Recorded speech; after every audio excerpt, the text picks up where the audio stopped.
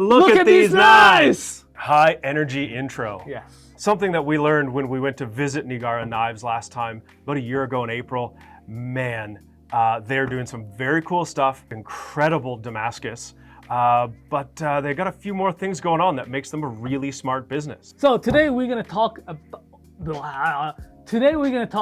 about Nigara Hamono from when we visited them back in April of 2022. All right, let's get into it. Let's talk about Nigara. Let's talk about their knives. Let's talk about their family history of not just knife making, not just sword making, but structural steel making. What else do they do? What are they doing right now? Give us the lowdown. Nigara Hamono started about 350 years ago by this swordsmith. So they are the successor of swordsmithing family. Cool. They still do actually quite a few sword making pretty recent years as really? well. Cool, I didn't know that.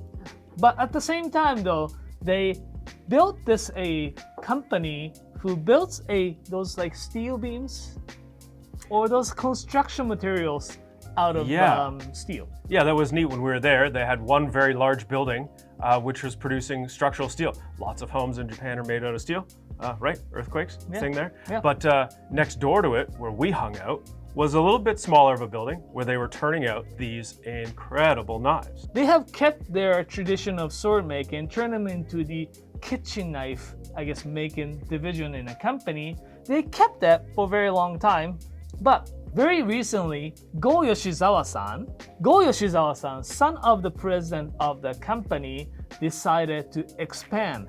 Yeah, and he's really taking it on his own, and he's created a new subdivision, and he's got a great vision for what he wants to see out of this company.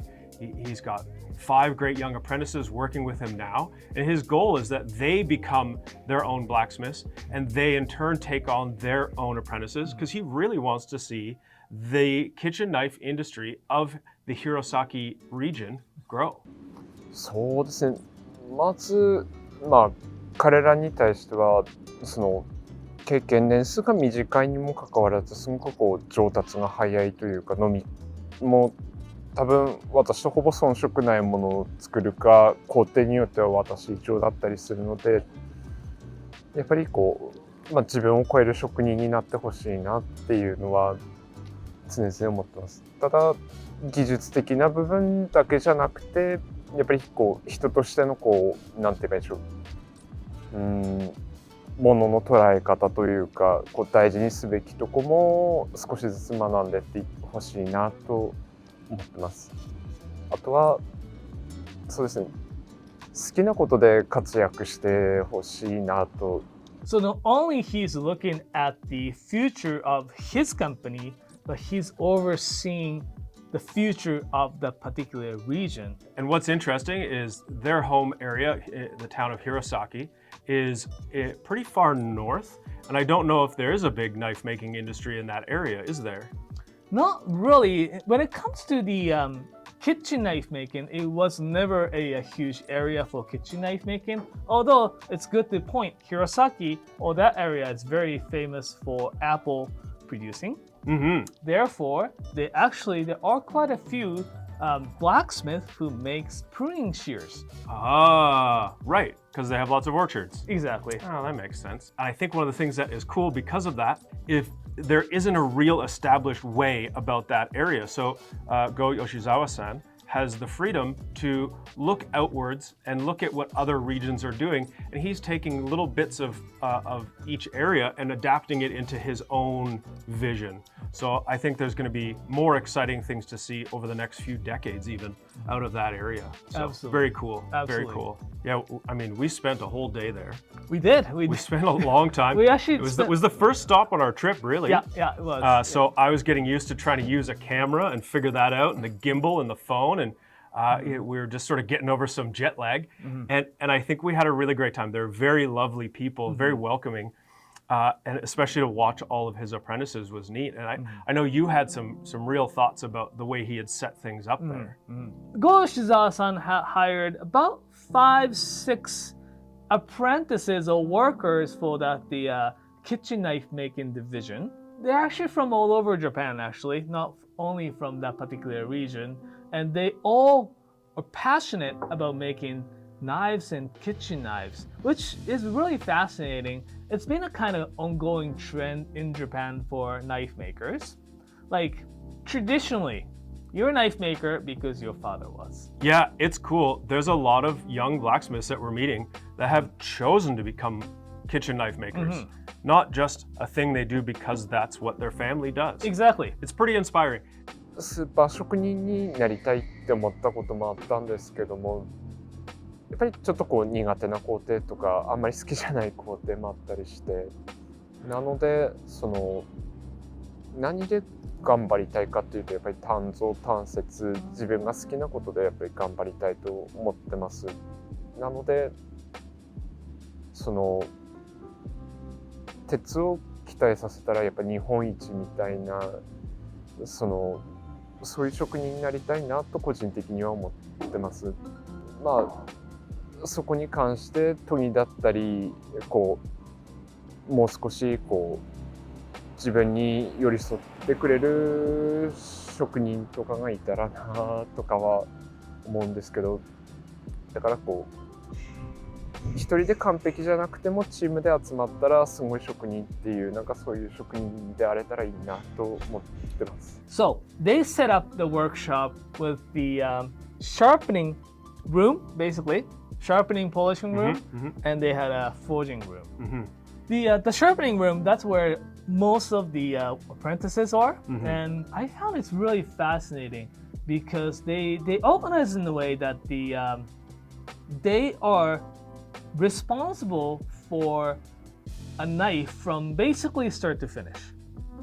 That's the Yoshizawa-san's way of training those workers or apprentices. Many other regions in Japan, how they do things is very specialized in terms of the division or specialization of labor. You're specialized in this section, and usually they train in, okay, today you'll be doing this bell sander stuff all day, every day, or maybe a month until you get better. Yeah, I think that's pretty common in a lot of places where you're forced to just work on one station, doing one small compartment of jobs.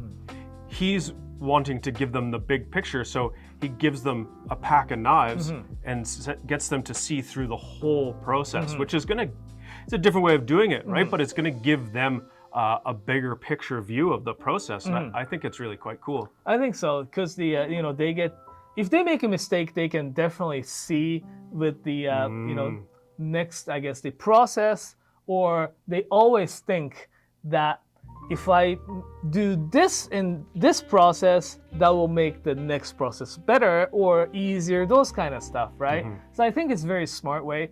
Yoshizawa-san's vision is to make them become a professional kitchen knife or the knife makers themselves.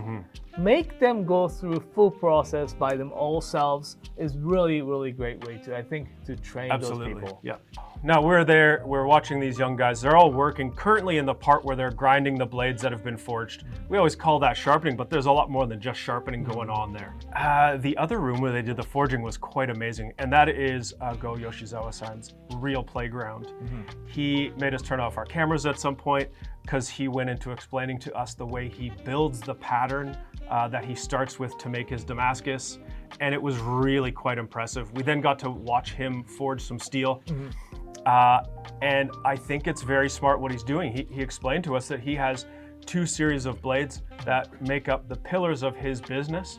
Those are the products that he is supplying us all of the time. We stock them all the time. But he does that so he can have a bit of a playground, so he can experiment and push the boundaries of his own skills. It's almost like a craft whiskey maker or the distillery, right? When they start out from making vodka or gin, but on the background they always strive to make really good whiskey because it takes time to make whiskey. It's the driving force. We have AS with the stainless steel clad line as well as SG2 with the Tsushime lines. Those are the driving force. These are the engine to get the company going. And behind the scene, I guess he can play around. One of the things that he was saying in an interview is that he wants to manipulate the patterns that he imagines into the blade. そうですね。やっぱり単節から始まる単造かなと、火の音とハンマーの音、それから、自分の心臓の音って、それだけしか聞こえないような状態になるっていうのが面白いというか好きというか、意外と一人が好きなのかもしれないですね。自分の世界だけになれる瞬間っていうのは単節単造、鉄を作ってるっていうところがそういうところかなと。やっぱりそこで意図しない模様が出るっていうところに楽しさを覚えるところがあって、そういうことをやるにしてもそういうふうに後押しをしてくれる人がいたので、やっぱりやってるっていうのが今の状態です。You know, it's very interesting. I can see how a person who is making Damascus steel would lie awake in bed trying to think, okay, if I turned it this way and then cut it this way and then hammered it this way and ground lines into it this way and then turned it, what would it look like? It's just so cool. It's really 3D thinking, and I think that's where his real passion lies. Yeah, absolutely. Also, he doesn't stop there. He is strived to make some patterns like a Damascus pattern as well as some honyaki blades, which is actually really hard to make. Most people success rate on, because it's hard to heat treat, success rate is pretty low. But he's super high on the technical difficulty. Yeah. But he's trying really hard right now to actually get some of the beautiful blades so out. Cool. Yeah. One of the things that I really like about Yoshizawa-san's knives, when you compare it to some other knife makers, blacksmiths who's been in the industry for 50 years, they're still trying to figure themselves out. They are very open to the ideas. When they first launched some of the lines, we found their blades are a little bit more too thin of the side. It sure cuts very, very well, but we found when the customer purchased the knife and bring it home, cut something a little bit harder than, it's not like bone hard, but something a little bit harder can chip their knives because they made the edge very, very thin. So we went back to talk to them, say, hey, I know you're still, trying to figure yourselves out, but that edge that you provided us is too thin. Can you make it a little bit more? We call it the hamaguri grind, or the clamshell grind. Makes the edge a little bit more tougher. They're like, oh, we're sorry, we can definitely do that. And they definitely have, because I remember those original knives. They were quite thin and kind of chippy, right? Yeah. But you talk to them, they sorted it out, and man, this knife that I've got is ground that way. And I think this is one of my favorite knives. This is such a workhorse. I've been using it for almost a year, one of my main knives, and I've honed it one time, and it was just starting to not cut through a tomato. So I passed it on just a black honing rod, the ceramic honing rods we have, and boom, good to go. And they do have the skill,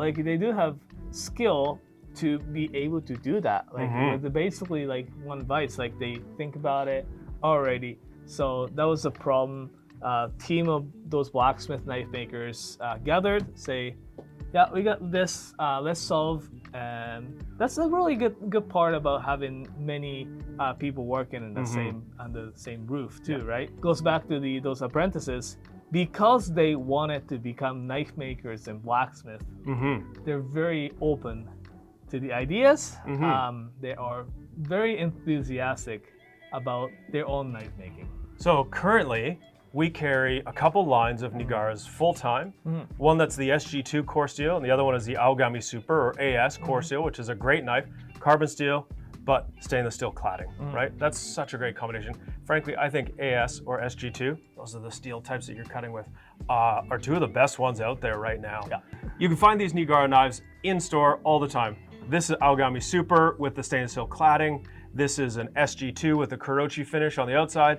So that's a full stainless. This is partially stainless, partially carbon steel. They're wicked. We also get their Damascus knives on occasion, not constantly. Good time to look for them will be around our twice yearly garage sales. So that's around May long weekend in Canada and Remembrance Day. So those 2 times would be a good time to look for those. And yeah, I think they're totally worth your consideration. So we'll have this particular guy, SG2 Damascus with the acid etch beautiful look with the stabilized maple handle, will be available on our spring garage sale starting on May 15th. Also, we'll have these, occasionally we have his Damascus, hand-folded Damascus lines like Troll Killers. And if he arrives on time, we have some Honyaki blades come in as well. Depends on how fast he can make or how success he is with his heat treatment process. We have these knives on our website. We have the 2 we carry all the time. We get some Damascus ones occasionally, plus we get his awesome hand-folded Damascus. Now, they do just come through. We have a one-of-a-kind or a rare and exclusive section on our website. You'll find them there, and also in the new arrivals, or you just search Nigara knives. So for the new project that he's always working on a new project. One of which that I'm pretty excited about is actually his, not low end, but more of the knives that he can produce a little bit more in mass volume, like our AS lines or our SG2 lines. He's working on this really cool Damascus hammered, polished VG10 line, which we saw at the Damascus hammered VG10 polished? Polished, yeah. Whoa! So that's unique. Yeah, they're working on that, and the hoping that we'll have them sometime in May and June. So I'm actually pretty excited about that launch pretty soon as well. Aside from this profile video, please check out the knifewear.com website. You can see a whole bunch more information about these knives. You can contact us at hello@knifewear.com. We'll be happy to answer any questions that you can't get answers to on the website, as well as our stores. Go see them in the stores. You can probably try them. We have sample knives of them. There's also a great video on our YouTube channel that I did with the Go Yoshizawa-san from Nigara Hamono, Manaka-san, and Miyazaki-san. So in that video, I interviewed all 3 on the same screen, and you could definitely see the differences of what they're thinking, what the future may look like, and everything. It's a really great video.